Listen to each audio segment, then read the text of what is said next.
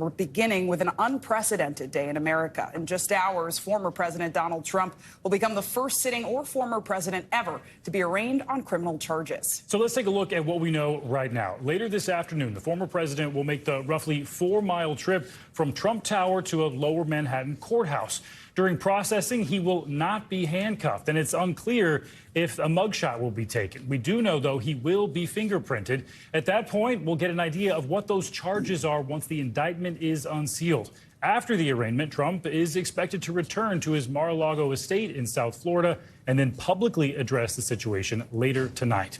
We have full team coverage of this historic day, legal analysis with Danny Cevallos, and coverage outside the courthouse with national correspondent Gabe Gutierrez. But we begin with NBC News correspondent Dasha Burns outside of Trump Tower in Manhattan. Dasha, good morning. The president arrived at Trump Tower behind you there yesterday. We saw him waving at supporters. So how are things looking this morning, and what does the timeline look like for today?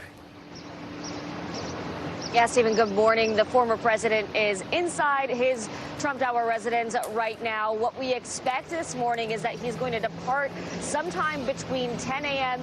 and noon. We don't know the exact timing yet to head down to the courthouse where he will go through that process that you just talked about. He'll be greeted from officials from the district attorney's office. At that point, he will be, quote, under arrest. So we don't expect any of that sort of handcuff, any sort of public display of an arrest, though he will be detained and unable to leave. At that point, he'll be fingerprinted. As you said, we don't know yet about the mugshot. There will not be any DNA samples taken. Right now, there are a few Trump supporters outside of Trump Tower here. We do expect more action, though, down at the courthouse today. Around 10:30 or so, we expect the start of a protest headlined by Congresswoman Marjorie Taylor Greene. So most of that action we expect will take place downtown today, guys. And Dasha, and speaking of those protests, let's talk about security situations. We know there's increased security, of course, around the courthouse. Yeah. What about there at Trump Tower? Yeah, absolutely. Yesterday we were here. Today, same situation. There are a lot of barricades around, a heavy police presence here. And we know that the mayor yesterday, along with the NYPD commissioner, issued a stern warning to those coming to the city to protest. Take a listen to what he said. While there may be some rabble-rousers thinking about coming to our city tomorrow, our message is clear and simple. Control yourselves. New York City is our home, not a playground for your misplaced anger. He did say there were no specific threats to the city, though he is aware that a lot of attention will be on the Big Apple today. So the NYPD is prepared to handle anything, guys. Dasha, I wanted to ask you about some headlines that came overnight about Trump's legal team. It was announced that they were bringing on former federal prosecutor Todd Blanche. What can you tell us about him? Yeah, that's right. A new addition to the legal team. What I can tell you is that Todd Blanche just left his firm.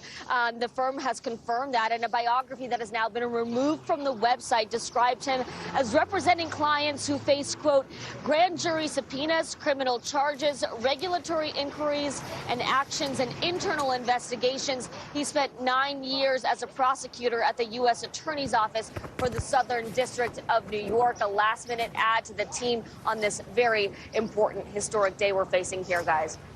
All right, Dasha Burns, thanks for those updates. NBC News national correspondent Gabe Gutierrez is also outside the courthouse in Lower Manhattan. Gabe, good morning. So first, can you just set the scene for us? What does it look like right now outside the Manhattan criminal courthouse? Well, hi there, Zane Clay. Good morning. Well, the Trump legal team had said they didn't want cameras in this courtroom because they didn't want a circus-like atmosphere. Well, here we are. This is arraignment day, a historic day, and this street behind me has already been shut down. You can see the heavy NYPD police presence behind me, and if my cameraman Tony D'Amico can just pan over here, you can see the crush of cameras that has assembled to get the shot of the former president of the United States walking in for his arraignment. Donald Trump set to face criminal criminal charges for the first time today. So this is what we're expecting. Dasha laid out most of the timeline today, but we're expecting the president to arrive here for that 2:15 p.m. Eastern Time arraignment. He'll be processed potentially for several hours beforehand. Clay and Stephen. So, Gabe, what can the former President Trump expect once he arrives at court this afternoon? Walk us through his next steps, especially because we know Trump must be accompanied by Secret Service. So how exactly are they handling his every move? Oh, well, certainly there are incredible logistical challenges because the Secret Service will have to be here and protecting the former president as he arrives. It might be difficult to get pictures of the former president as he arrives at the courthouse, but we understand that DNA swab will not be taken. Right now, it's unclear whether there will be plans for a mugshot, but we'll be coming into the 15th floor. First, he will be processed in the DA's office, then go to the 15th floor again for his arraignment. Then, after that, he will leave Manhattan, and his campaign says he'll head down to Mar-a-Lago to deliver those remarks later on tonight. But the actual court proceeding is only expected to take 5 or 10 minutes or so, where the former president is expected to enter a plea of not guilty. A big question, Clay, is whether the judge in this case could potentially issue some sort of warning to the former president for some of the comments he's made on social media attacking the DA as well as the judge in this case, or whether some sort of gag order might be imposed. But legal experts say that could be potentially problematic. This is, of course, not just the former president, but a current presidential candidate, St. Clair and Stephen. That's an important point. And Gabe, I know we learned last night, in addition to Trump's growing legal team, that still cameras will be allowed briefly in the courtroom for photographs to be taken before the arraignment begins. But the larger media request for the hearing to be filmed was denied. So what should we know about that decision? Yes, that decision came late last night. Those still cameras will be allowed inside the courtroom very briefly in the jury box, essentially to take a few still pictures of the former president and the proceedings before the actual arraignment begins. Again, that arraignment expected to be just a few minutes long, 5 or 10 minutes. Video cameras will be allowed in the hallway outside of the courtroom, but depending on where the former president comes in, that hallway might be recognizable to many viewers. It's been the site of many high-profile trials here over the years. But again, because of that Secret Service protection, it's possible the former president could come by another entrance. The judge also ruling that electronic devices, phones, laptops cannot be used inside the courtroom. And again, that big thing, these proceedings will not be broadcast live. There will be no video cameras inside the courtroom, per the ruling from the judge. The Trump's legal team had said they didn't want cameras in the courtroom because they said it would create, quote, a circus-like atmosphere. Some political experts have said that maybe because, they do generally like media attention, but in this particular case, they could not control the picture, so they wanted to minimize coverage inside the courtroom. Either way, the judge decided to keep those cameras out. Back to you. Gabe, outside the Lower Manhattan Courthouse, thank you so much. NBC News legal analyst Danny Ceballos is here to help us break down what can we expect inside the courtroom. So let's stay with that topic of cameras inside the courtroom. What do you think is behind the judge's decision here? Are there pros and cons to having the media there? You start with New York law. New York's one of the strictest jurisdictions in the country when it comes to cameras in the courtroom. The federal government categorically never allows them in federal courthouses, but New York is pretty close. Even though judges do have some discretion, if you're a judge, and if I were a judge, I'd be pretty risk averse. So I'm going to stay with the general rule, which is no cameras in the courtroom. But at the same time, this is the most momentous arraignment maybe in American history. So what do you do? And it seems like the judge split the difference. But by split, I mean 10%, 90%. He allowed a smattering of photographs, a smattering of images, but these will not be what everyone was looking for, which is full-on video camera coverage in the courtroom. Frankly, I wouldn't have been surprised if he allowed 0 photos whatsoever. So this is probably a concession,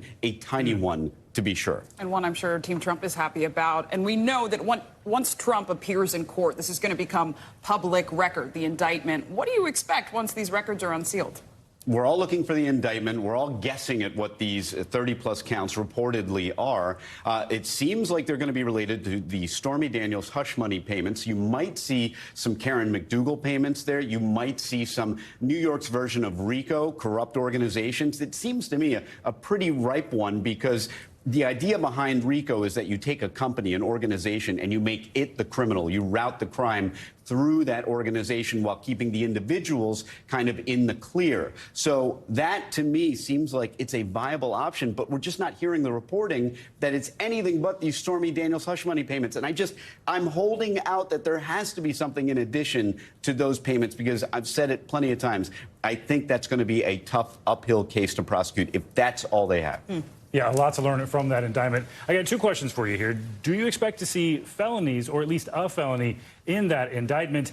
And if so, getting there, it seems like it would take an unconventional theory using some federal law to boost this from a misdemeanor. What can you tell us about that? I absolutely am convinced that we're going to see felonies, but if for no other reason, then you don't convene a grand jury to issue misdemeanors. In fact, procedurally, I'm not even sure that would work. But even if they go forward with the felony, then that'd be falsification of business records, with the basis being that the federal election law violation ups it from a misdemeanor to a felony. That is going to be on shaky ground, and you better believe the defense is going to move to dismiss that felony count if for no other reason. And there are several reasons, but one of which would be that the theory that New York state prosecutors simply don't have jurisdiction to enforce federal election law. No more than New York state prosecutors could charge counterfeiting money, which, as we all know, only the federal government prints money. They enforce that law. Right. You couldn't really have New York state prosecutors enforcing immigration policy or money counterfeiting laws.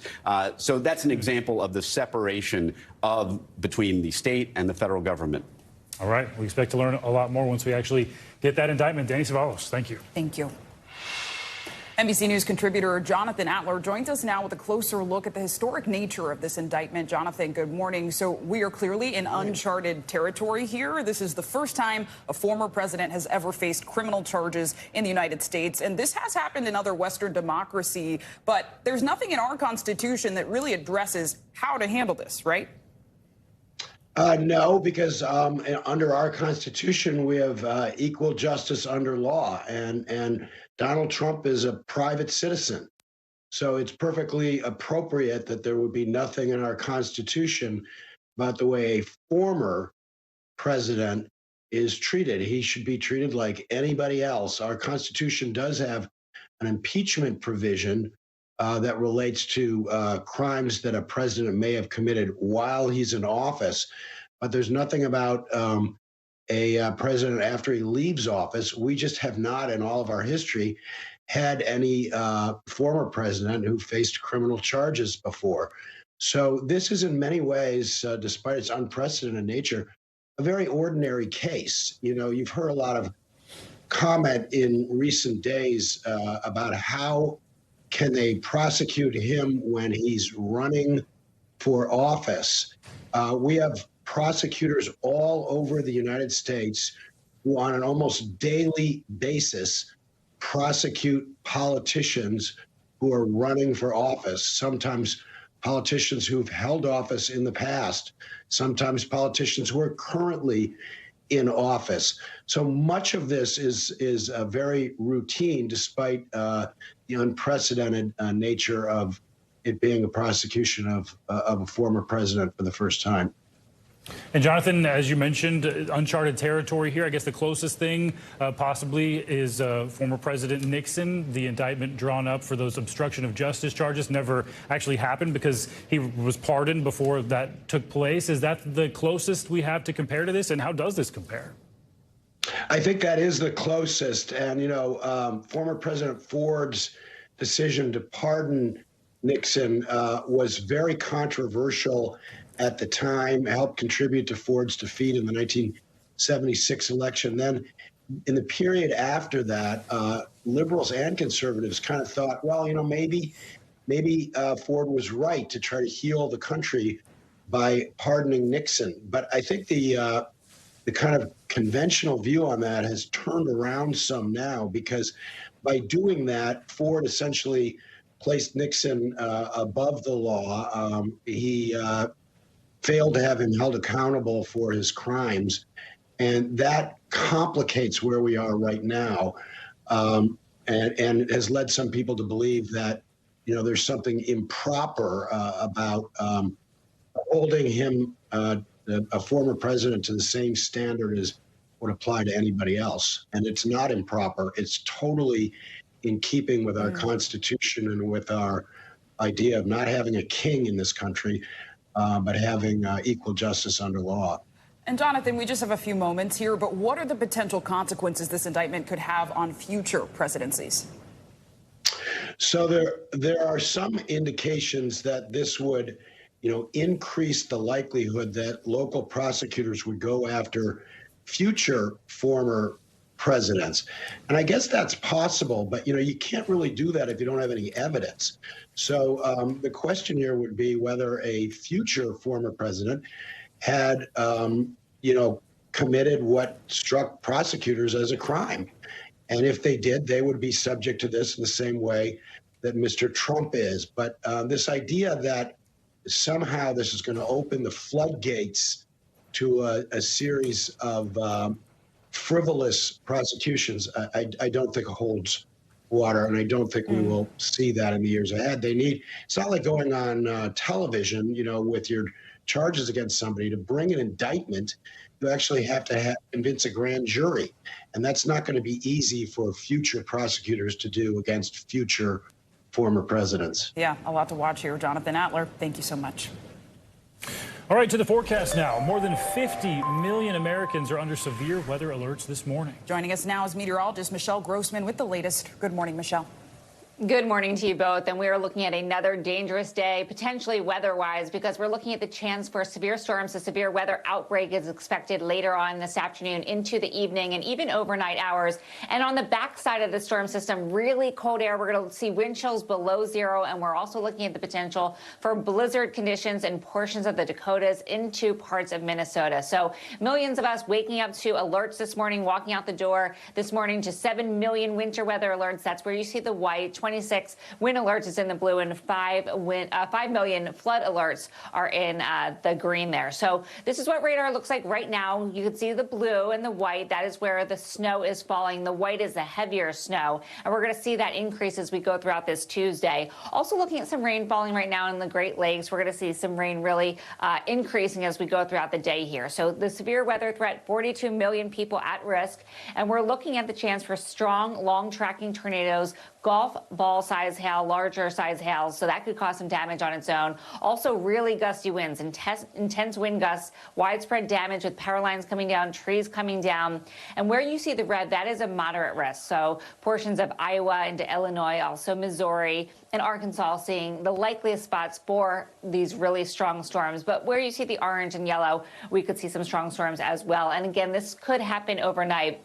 So that makes it double as dangerous as a daytime tornado outbreak. Then by tomorrow, 62 million at risk. We're going to see portions of the Great Lakes into the Ohio Valley, the Tennessee Valley now in the mix for some strong storms tomorrow. A few strong tornadoes are possible. Large hail once again, and winds gusting up to 60 miles per hour. So that is the severe side. Also looking at really heavy rainfall. We have a lot of moisture with these storms. It's pulling that moisture off the Gulf. And we're looking at rainfall rates on Wednesday likely of 2 inches or more per hour. That's going to cause a chance for some flooding, some flash flooding, especially in the southern plains into parts of the south. We're going to watch that very closely. And then on the backside, look at this. It's April, and we are looking at a major snowstorm, dangerous travel, drifting snow with blowing winds, and we could see 2.5 feet of snow in some spots. So, you guys, this is a big storm. We're going to watch this very, very closely, and we're particularly concerned about the blizzard conditions and also the possibility of that severe weather outbreak. Wow, one round of severe weather after another. Michelle, thanks for that update. Well, it's a basketball now. The UConn men's team are again the kings of the dance, winning the school's 5th NCAA title last night in Houston. The Huskies knocked off San Diego State 76-59 in the championship game. UConn capped off a dominating tournament, winning all 6 of their games by double digits. They are the first team to win the title after beginning the season unranked since 2011. It's the school's first title since 2014. Fans celebrated the big win late last night at watch parties and in the streets of Storrs, Connecticut. The crowd did turn rowdy at times, climbing trees and buildings, with some reports of bonfires being set. Police say several people were arrested in the celebration. Thanks for watching our YouTube channel. Follow today's top stories and breaking news by downloading the NBC News app.